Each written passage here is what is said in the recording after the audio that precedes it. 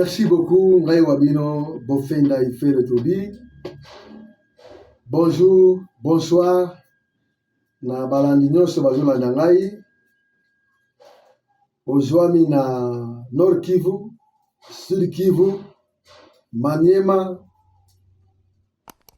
Tanganyika, Kinshasa, Hotuele, Bazuele, partout Bozali, na Ituri, diaspora eska Bozali, ninawasalimia nyinyi wote. Karibu sana kwenye emission yetu ya Passion de mon pays RDC, la République démocratique du Congo. Niliamua kuambia watu hii emission ili kufungua ba Congolais conscience na kucreer patriotisme mpei ndani ya mioyo yao, sababu kwetu ni Kongo na tunaitwa ba Congolais na kuna mtu atatufukuza. Ni Mungu ndiye alitupatia ile nchi, ni Mungu ndiye alipenda tukue ba Congolais, na Congolais lazima arejuir mali yake. Tuko hapa kukufungua macho Congolais, kukuonyesha kwamba hakuna mtu yeyote anaweza kukuinua, kukuonea. Kwenu ni kwenu, na wewe ndio unafaa kula mali yako. Leo niliamua sitasema mingi. Leo nakuja kukuonyesha realite yenye ba mai le wazalendo moja wa responsable ya wazalendo vile anaongea. Realite ni anaongea.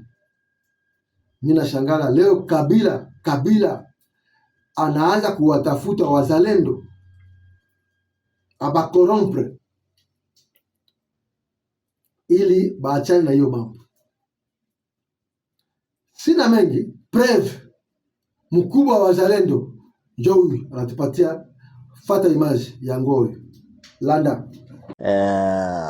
Bon, on nous a joué, on n'a pas joué notre génération. C'est la génération Laurent Kabila qui avait été jouée. Parce que Kabila Laurent qui avait accepté naïvement qu'on vient libérer le peuple congolais alors que ça n'avait rien d'une libération.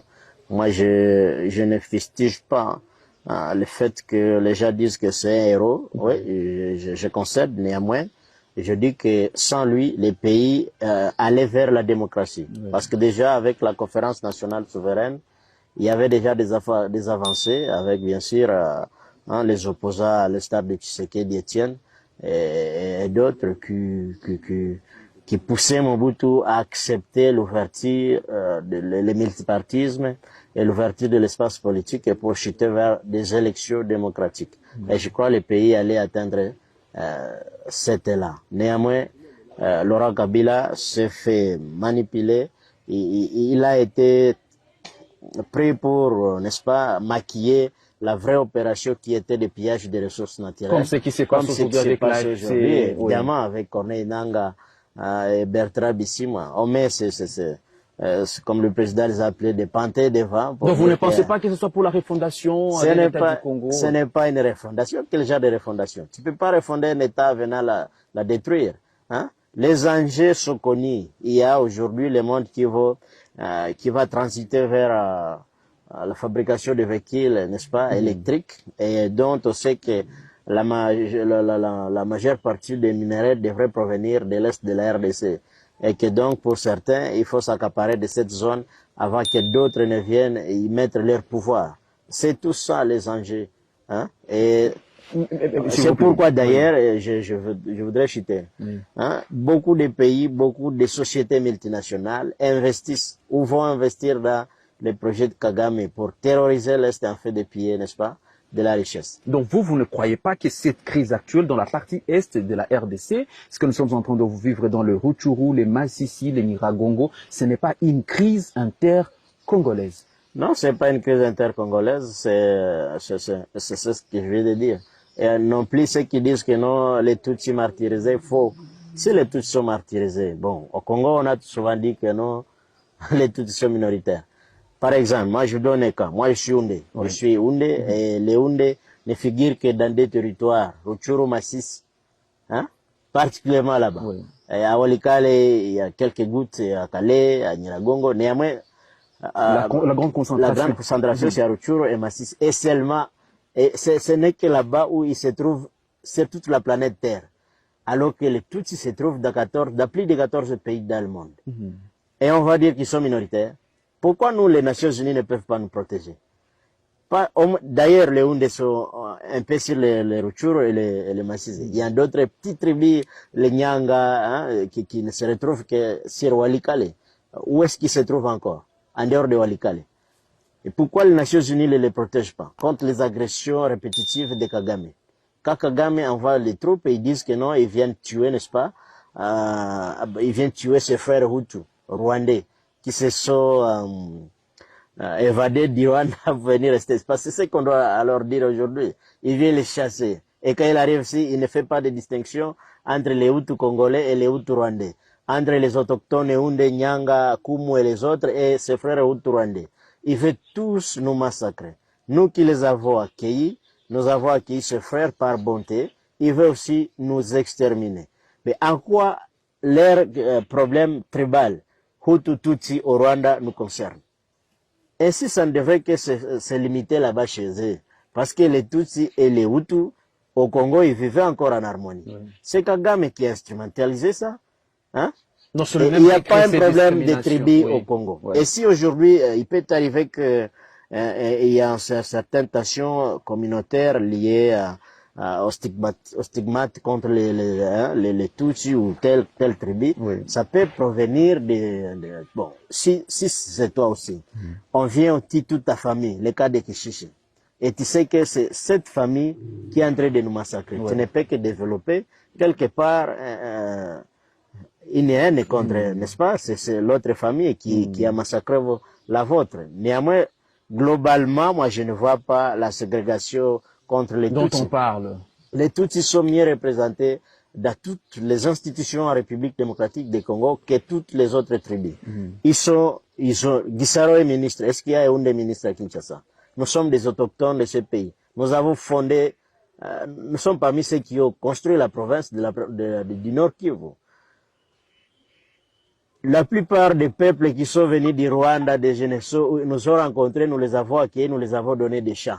Hein? Aujourd'hui, ils veulent nous massacrer, nous exterminer, faire en sorte que nous n'existions plus, comme des pygmées, des Amérindiens dans l'Amérique. Non, ça ne doit pas passer de cette façon. Alors ça, c'est une très belle question d'histoire, mais nous allons quand même revenir à l'actualité. Parce que ça, c'est vraiment une question très sensible. Ça, en tout cas, je vous préviens, mais bon, quand même, les gens ont besoin de comprendre ça. Ouais. Ça fait, bon, bien sûr, au-delà des 4 mois que vous étiez à Kilolirwe, mais ça fait quand même plus de 2 ans, presque 2 ans que vous êtes engagé contre le 1-23. Mais l'on sent quand même qu'il y a une certaine fatigue dans vos hommes. Travailler gratuitement. Et aujourd'hui, récemment, il y a eu un problème entre vous, le Wazalendo, et les forces armées de la République démocratique du Congo au niveau des lacs verts. Est-ce que quelque part, vous avez déploré cet événement? Bon, le cas des lacs verts, je dois tirer ça au clair. Ce n'était pas un problème entre les Wazalendo et les FARDC. C'était un problème de délinquants, de soulards, des gens qui ont divagué sans autorisation. Non? Donc, ce n'est pas un problème. Là, il n'y a pas de souci. Alors, s'agissant de ce que vous dites, des Kilolirwe jusqu'à là où nous sommes, qu'il y a une fatigue, non, il n'y a pas une fatigue.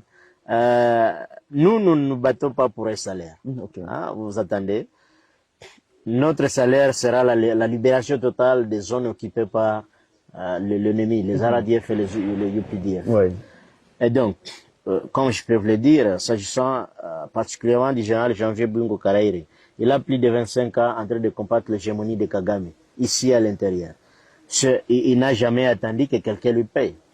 À maintes reprises, je crois, vous êtes au courant ou vous n'êtes pas au courant, Kabila a envoyé des délégations, je crois la CIRGL même a envoyé des délégations, tous les généraux de la CIRGL, les chefs d'état-major général ont été là, lui ont donné l'argent, hein, pour quitter là, lui doter de maisons à Kampala, je ne sais pas dans quel pays de la sous-région. Il a refusé ça. Donc, le but n'est pas de gagner l'argent, de gagner le salaire. Le but, c'est d'obtenir la paix, la libération de notre pays. C'est ça ce qui nous motive. Très important. Vous avez également demandé pendant une période le départ des troupes de l'EAC, quelque chose qui a été acté. Mais après le départ des troupes de l'EAC, nous avons également la SADC.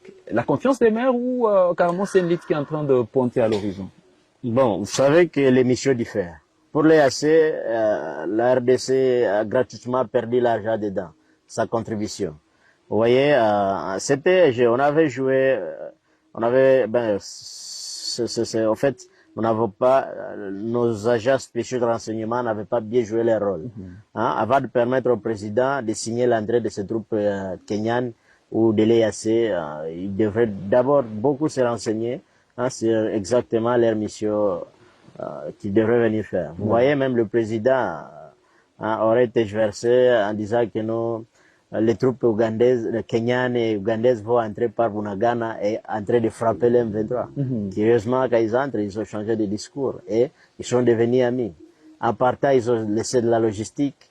Les hommes qui étaient partis, comme de l'EAC, ils sont revenus comme des M23, aller sur l'axe Mweso, sur l'axe Ruchu, Katsiru, vous voyez, Katsiru, Kichanga, la partie des Mubu, ce sont des Ougandais, les UPDF, les troupes de l'armée ougandaise. Donc vous avez raison. Ils étaient dans l'EAC, aujourd'hui ils sont revenus comme des M23. Mais pourquoi ça? Nous avions raison de dire qu'ils devraient partir, parce qu'ils étaient là en train de soutenir les M23. C'est eux qui amenaient la logistique pour les M23. C'est eux qui devraient sécuriser les M23 dans une partie pour qu'ils progressent, pour qu'ils grandissent, l'État qui ait le moyen de conquérir d'autres territoires. Et c'est chose faite. Et de là, ils ont encore conquis d'autres territoires. Les États-Unis, toujours leurs partenaires. Ils ont appelé à SSLF. Oui, ils appellent à SSLF qui n'a jamais été respecté. Ils ont dit que les troupes rwandaises devraient se retirer. Au lieu de se retirer, ils se sont renforcés. Même la France a demandé aussi ça. Ils se sont renforcés et rien n'a été fait. Et ça Ni les ça vous États-Unis. dérange, Mais ça nous range. On peut supposer que même les États-Unis étaient complices. Ils voulaient relaxer le M23, les permettre de déployer alors tous ces systèmes que vous avez évoqués, les systèmes radars antiaériens, des missiles, des mortiers SA-7, des mortiers à guidage JPRS qui peuvent descendre des avions de ligne, des drones. Tout ça, les M23 avaient le pouvoir de tirer ça où? Que ce soit Nanga. Est-ce que Nanga a l'argent pour acheter des systèmes radars antiaériens? Non, Nanga n'en a pas, même le Rwanda. Tout ce que nous voyons sur terrain, les chars de combat, tout ce que je viens de vous citer, le Rwanda n'a pas la capacité d'acheter ça. Donc ce sont ces partenaires que nous supposons être complices. D'ailleurs, ceux qui ont demandé le cessez-le-feu, qui sont en train de nous martyriser depuis des années. Alors, pour terminer, parce qu'en tout cas, l'État est en train de nous filer là. On a beaucoup de choses à parler, on a beaucoup d'informations à... Récemment, vous avez rencontré les chefs de l'État. Les photos ont circulé sur Internet et tout le monde s'attendait à la question d'escarmouches, mais les chefs de l'État privilégient les mécanismes de Luanda pour la résolution de conflits. En tant que volontaire dans cette guerre, est-ce que vous pensez que cette méthode est la bonne? Oui, bon, c'est pas récemment que j'ai rencontré ou avoir rencontré le chef de l'État. C'est il y a trop longtemps.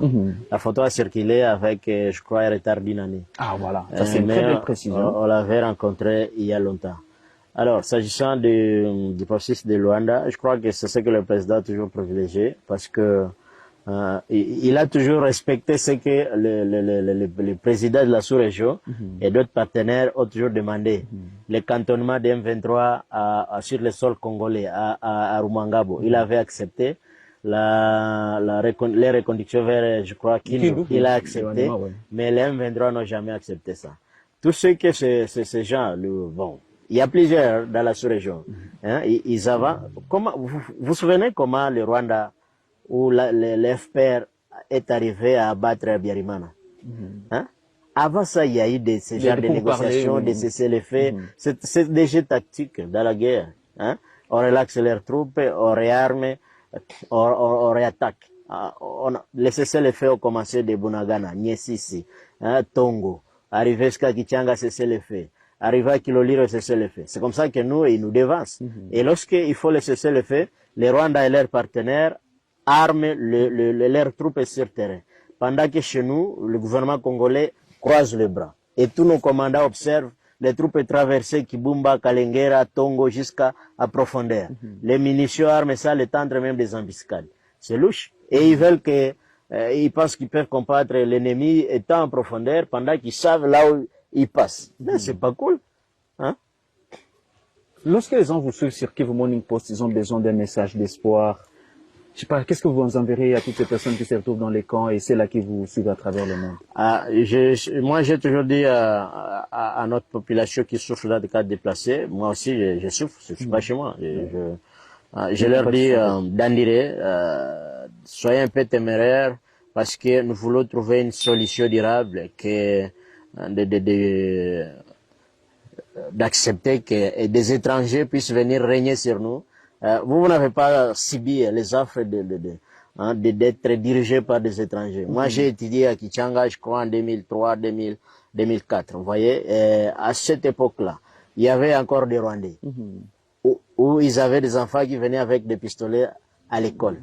Ils pouvaient cracher sur l'enseignant sans que l'enseignant ne dise rien. Ouais. Vous voyez, ce genre de vie, on ne veut plus ça. On ne veut plus de ça. Donc, en tout cas, la population, soyez rassurés. Nous allons mettre fin à cette situation. Je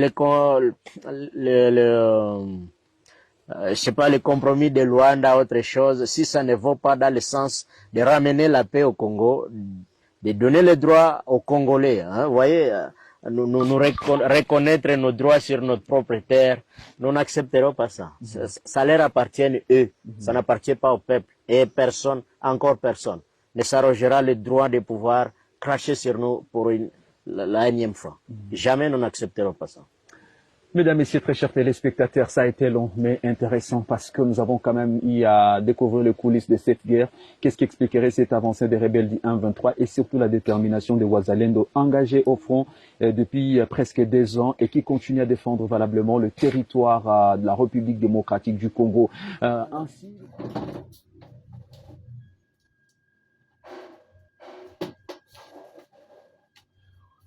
Sikoyo na kanisi outu kolanda masolo oyo responsable ba Wazalendo alobi yao eli koloba monguna akomi na position ya faiblesse yango alingi a utiliser mbongo pona kosala ba Wazalendo batika biloko wana. Vraiment na kosenga gouvernement bokeba na bato ebele oyo bazolinga baambrouye ba Wazalendo bango nde bapatriote bakolo mabele balingi te makambo wana bazobunda sans intérêt baza lokola batraitre mosusu te baza na kati ya armée na biso batraitre mosusu baza na kati ya gouvernement batraitre baza na kati ya makambo ebele so balingi bacorrompre bango. Tosengi na population bozala vigilant mabele na biso ekokende te bolongo yetu itabakia pale pale. Aimez la vidéo, s'abonner. Nakanisaki ke mokolo wana toyebisaki bino tozosangisa aide ya komemela ba réfugié oyo bazolela pasi ekomi mingi. Napesaki contact na ngai. Contact na ngai ezali na mpesa ya Kenya na East Africa. So olingi otinda mwa mbongo oza na biloko ya kotinda. Biro na biso eza na Nairobi, toza na Kinshasa, toza partout. Tinda na numéro plus 254 713 35 63 26. Na Congo ezali plus 243 826 80 71 75. Wana eza ba contact na biso okoki kobenga biso pona kotinda aide na yo eza nango pona kosunga bandeko na biso. Tozosala yango na collaboration na Congo, la diaspora congolais oyo bavandaka na Kenya pour que tomeka kosunga bandeko na biso totinda biloko ya kosunga bango. Nzambe apambola yo, que Dieu te bénisse. Merci beaucoup.